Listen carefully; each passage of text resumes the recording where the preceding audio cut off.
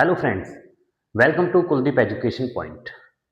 तो ये हमारी क्लास 25 है प्राचीन भारत की। और आज हम इस क्लास में हमारा नया टॉपिक जो महाजनपद है उसको करेंगे।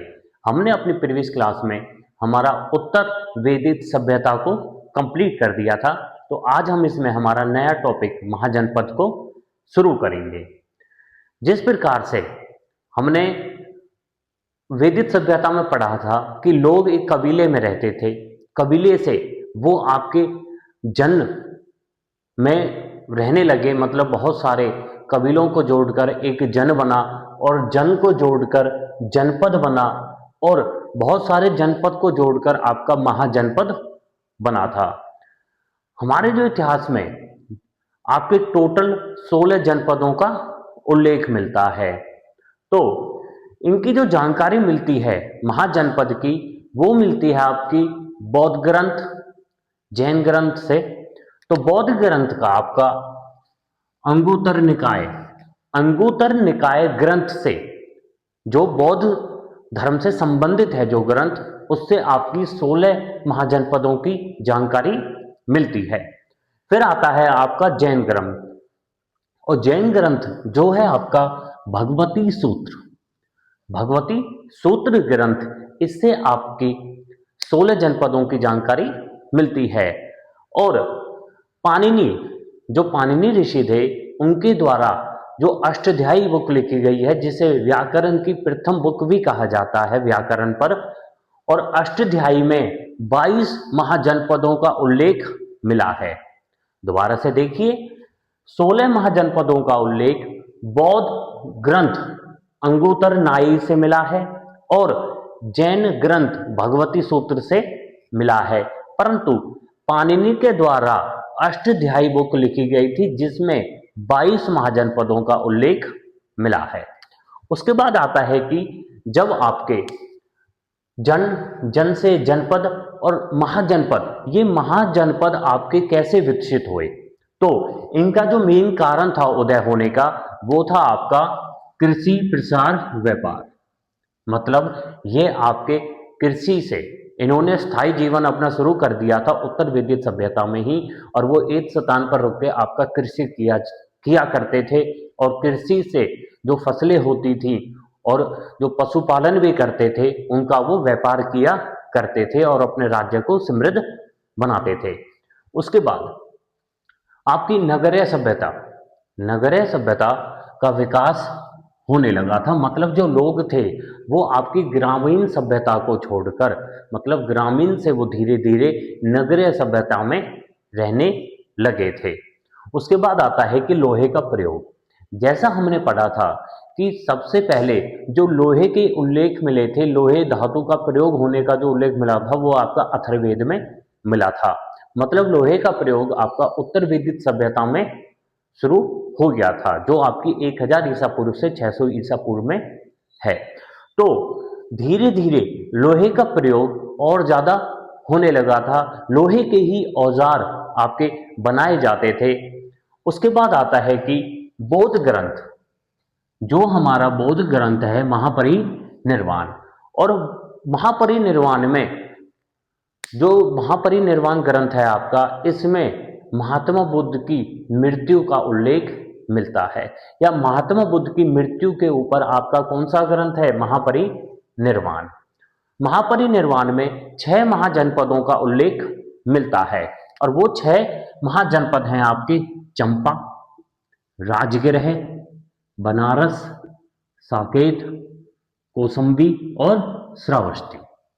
6 जनपद मिले हैं आपके महापरिनिर्वाण में, और महापरिनिर्वाण में उल्लेख मिलता है महात्मा बुद्ध की मृत्यु का। और ये 6 जनपद हैं आपके चंपा, राजगृह, बनारस, साकेत, कौसंबी और श्रावस्ती। उसके बाद आता है कि जो हमारे 16 टोटल महाजनपद हैं, 16 जो हमारे महाजनपद हैं जिनका उल्लेख आपका बौद्ध ग्रंथ और जैन ग्रंथ से मिला है, वो 16 महाजनपद हैं आपके कुरु, पांचाल, काशी, कौशल, वत्स, मल्ल, सूरसेन, चेदी। ये जो हमारे 8 हैं, ये जो हमारे 8 महाजनपद हैं, कुरु, पांचाल, काशी, कौशल, वत्स, मल्ल, सूरसेन, चेंदी, ये 8 आपके जो महाजनपद हैं ये हैं आपके उत्तर प्रदेश में, ये हैं आपके उत्तर प्रदेश में। उसके बाद आता है हमारा 9वां अंग मगध, वज्जी, मृत्स्य, अस्मक, अवंती, गंधार और कंबोज। इस प्रकार से ये हमारे 16 महाजनपद हैं। जो आपका ये महाकंबोज जनपद है, ये आपका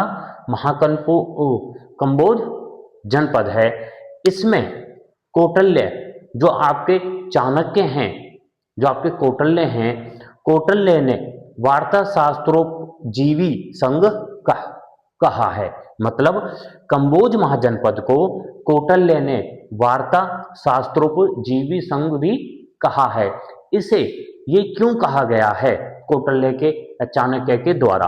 तो ये कहा गया है क्योंकि कंबोज में कृषि, पशुपालन, वाणिज्य, शस्त्र द्वारा जीविका करी जाती थी। मतलब वो आपका जो जीवन जीते थे, जो अपना निर्वाह करते थे, वो आपका कृषि, पशुपालन, वाणिज्य, शस्त्रों द्वारा अपना जीवन जिया करते थे। और कंबोज में ही श्रेष्ठ घोड़ों के लिए प्रसिद्ध था। कंबोज जो महाजनपद था वो आपका श्रेष्ठ घोड़ों के लिए प्रसिद्ध था। इसी वजह से कौटिल्य ने कंबोज को वर्ता शस्त्रोपजीवी संघ कहा था। अब हम अपने जो हमारे 16 महाजनपद हैं उन्हें एक एक करके स्टार्ट करेंगे। तो सबसे पहले जो आप हमारा आता है वो है आपका कंबोज, जिसके बारे में अभी हमने पढ़ा था कि कैसे कौटिल्य ने कंबोज को वर्ता शास्त्रोपजीवी कहा था। उसके बाद आता है कि कंबोज जो महाजनपद था वो आपके कौन कौन से क्षेत्र में फैला हुआ था, या कौन कौन से क्षेत्र में कंबोज के लोग रहा करते थे। तो वो थे आपके दक्षिणी पश्चिमी कश्मीर में, राजौर व हजारा जिले में, जो आपका पाकिस्तान में है। मतलब कश्मीर अफगानिस्तान के आसपास और राजौर हजरा पाकिस्तान में रहा करते थे आपके कंबोज के लोग, या कंबोज उस क्षेत्र में फैला हुआ था। कंबोज की जो राजधानी थी, कंबोज महाजनपद की जो राजधानी थी वो थी आपकी राजपुर और हाटक। राजपुर और हाटक आपकी राजधानियां थी कंबोज महाजनपद की। उसके बाद आता है हमारा दूसरा महाजनपद, और दूसरा महाजनपद है आपका गांधार। दूसरा है हमारा गांधार महाजनपद। और गांधार महाजनपद का जो क्षेत्र था, ये मतलब आपके कितने क्षेत्र में ये गांधार महाजनपद फैला हुआ था? तो ये फैला हुआ था आपका पेशावर, रावलपिंडी, आपके पाकिस्तान, जो वर्तमान में पाकिस्तान में है, उस क्षेत्र में आपका ये फैला हुआ था। उसके बाद आता है कि गांधार की जो राजधानी थी वो थी आपकी तक्षशिला और पुष्कलावती। पुष्कलावती और तक्षशिला इसकी राजधानियां हुआ करती थी। तक्षशिला जो शहर था, तक्षशिला का नाम रखा गया था भरत के पुत्र तक्ष ने इसकी स्थापना करी थी। और पुष्कलावती का जो आधुनिक नाम है वो है आपका चार सिद्धा। उसके बाद आता है कि गांधार महाजनपद का एक प्रतापी राजा था, जो था आपका पुष्कर सारीन।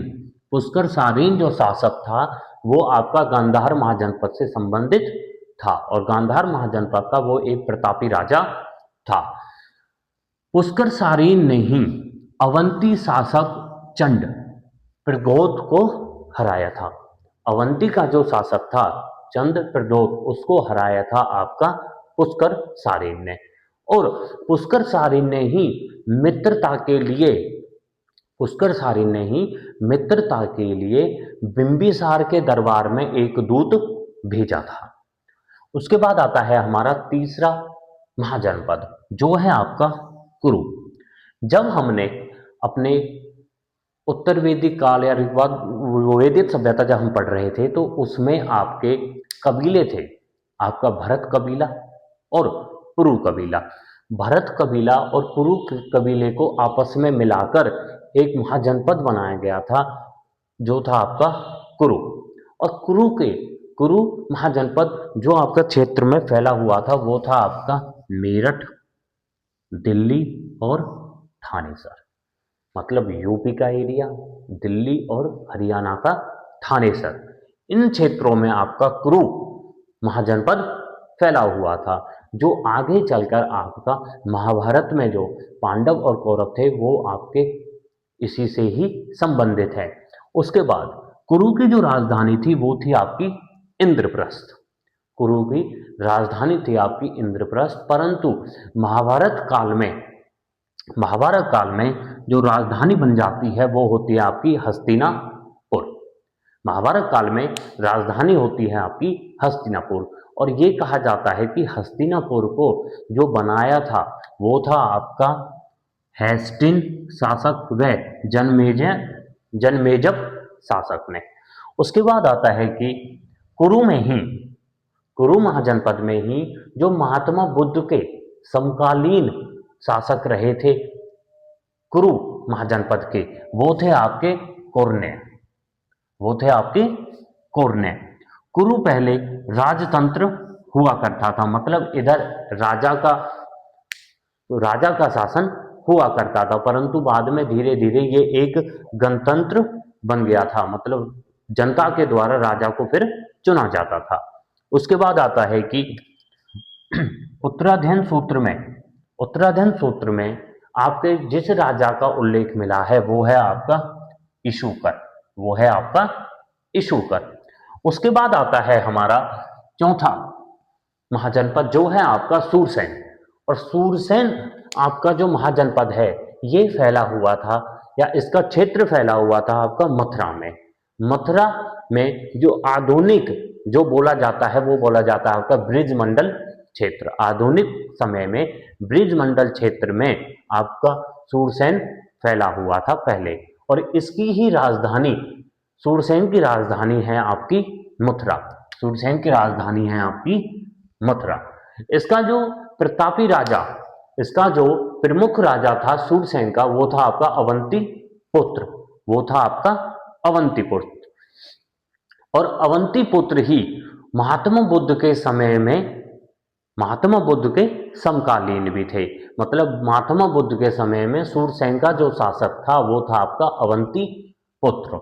और अवंतीपुत्र ने अवंती व कुरु इसके अधीन थे, मतलब अवंती महाजनपद और कुरु महाजनपद आपके अवंतीपुत्र या सूरसेन के अधीन थे। उसके बाद आता है हमारा पांचवा महाजनपद जो है आपका वत्स। और इसका जो क्षेत्र फैला हुआ था, वत्स महाजनपद का जो क्षेत्र फैला हुआ था वो फैला हुआ था आपका प्रयागराज, जिसका आपका प्राचीन नाम है इलाहाबाद। और ये आपके बांदा जिले और फतेहपुर जिले में भी फैला हुआ था, जिसका आधुनिक नाम है मिर्जापुर। मतलब वर्ष जो महाजनपद था वो फैला हुआ था आपका इलाहाबाद, प्रयागराज और आपका बांदा, फतेहपुर, जिसका आधुनिक नाम है मिर्जापुर।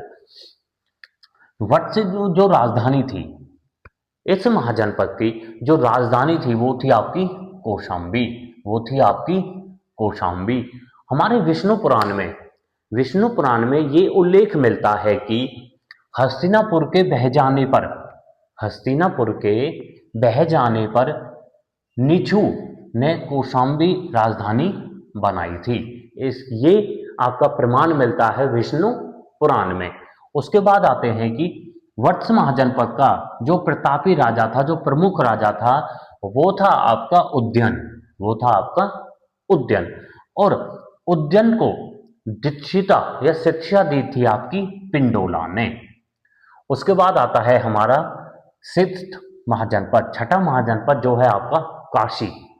और काशी आपका फैला हुआ था आपका वाराणसी क्षेत्र में आपका काशी महाजनपद फैला हुआ था। और काशी महाजनपद की जो राजधानी थी मतलब वो थी आपकी वाराणसी। मतलब ये आपका काशी क्षेत्र में ही फैला हुआ था। और वो वाराणसी क्षेत्र में ही फैला हुआ था और इसकी राजधानी थी आपकी वाराणसी ही। मगध से पहले मतलब धीरे धीरे जब हम अपने 16 जनपद करेंगे तो 16 जनपदों में जो सबसे शक्तिशाली जनपद उठा था, सबसे शक्तिशाली जो जनपद बना था वो बना था आपका मगध। परंतु मगध से पहले जो शक्तिशाली महाजनपद था वो था आपका काशी। मगध से पहले काशी ही शक्तिशाली महाजनपद होता था। उसके बाद महान समृद्धशाली संपन्न राज्य था काशी। आपका एक महान समृद्ध शक्तिशाली राज्य था क्योंकि इसमें आपके व्यापार हुआ करता था सूती वस्त्रों का, रेशम वस्त्रों का और आपके घोड़ों का व्यापार इसमें हुआ करता था। उसके बाद जब आपका अज्ञातशत्रु शासक था, अज्ञातशत्रु शासक ने काशी को मगध में मिला लिया था। अज्ञातशत्रु शासक ने काशी को मगध में मिला लिया था। उसके बाद आता है हमारा 7वां महाजनपद जो है आपका मृतस्य। मृतस्य आपका 7वां महाजनपद है और मृतस्य जो आपका क्षेत्र में था वो था आपका राजस्थान के जयपुर क्षेत्र में था, जो हमारा वर्तमान में आपका अलवर व भरतपुर क्षेत्र में माना जाता है। तो आपका जो मृतस्य था, मृतस्य आपका राजस्थान के क्षेत्रों में फैला हुआ था और मृतस्य की जो राजधानी थी वो थी आपकी विराटनगर। मृतस्य की राजधानी थी विराटनगर और मृतस्य का उल्लेख मिलता है सबसे पहले आपका ऋग्वेद में, जो हमारा सबसे प्राचीन वेद है। सबसे प्राचीन वेद ऋग्वेद में आपका मृतस्य महाजनपद का उल्लेख मिलता है।